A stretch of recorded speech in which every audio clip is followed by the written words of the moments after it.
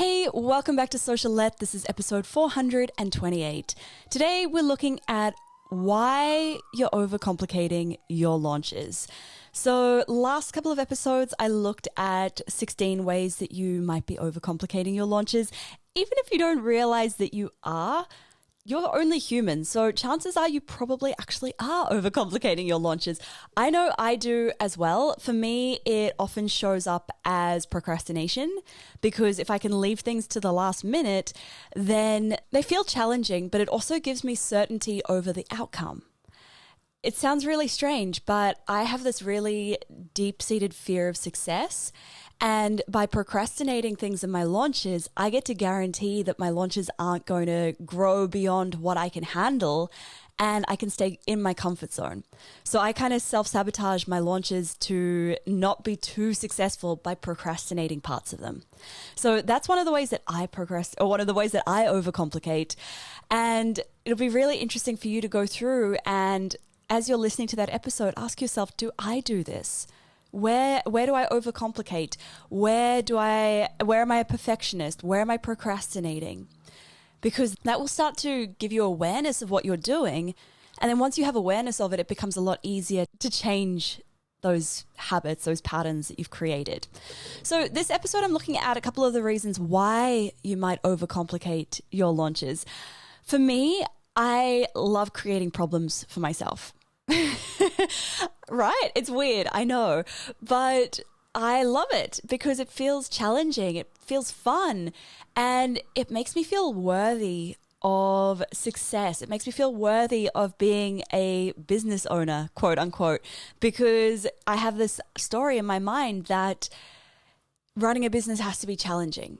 You have to work hard to be a business owner. So I couldn't possibly let it be easy, could I? Yeah. It's such a common one that's come up with friends, with people in my mastermind groups, with my students. We love to create problems for ourselves. Typically as entrepreneurs, even if you don't identify as an entrepreneur, a business owner, whatever you want to call yourself, we love solving problems. We love a good challenge. That's what we thrive on. So it's only natural that we're going to go and create more for ourselves and make things much harder than they need to be. Another reason why you might overcomplicate things is that it feels familiar to you.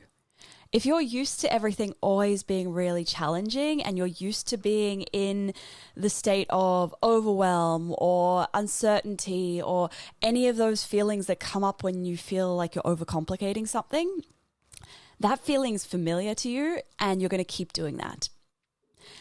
The reason why we self-sabotage in general is because our brains are wired to resist change. Even if it's something that we think we want, our brain equates change with risk, right? Uncertainty doesn't mean survival. Certainty does mean our survival. So our brain is operating from this place of how can I keep them alive? How can I keep this person alive? And the minute that you're like, oh, I'm going to do something different, your brain's just like, nope, not interested. Even that good change feels really uncomfortable for your brain. So you're going to self-sabotage back to what feels comfortable until you become consciously aware of it and you can step in and tell your brain like, nope, I'm in the driver's seat here. So there are a couple of reasons why you're overcomplicating your launches. If you haven't listened to the last two episodes, make sure you go back to uncover some of the ways that you might be overcomplicating it. Go back and listen to those episodes. Also, make sure you hit subscribe so you don't miss any new episodes released every Monday, Wednesday, and Friday.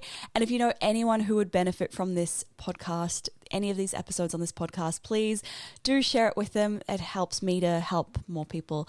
Thanks so much for listening. Catch you next time.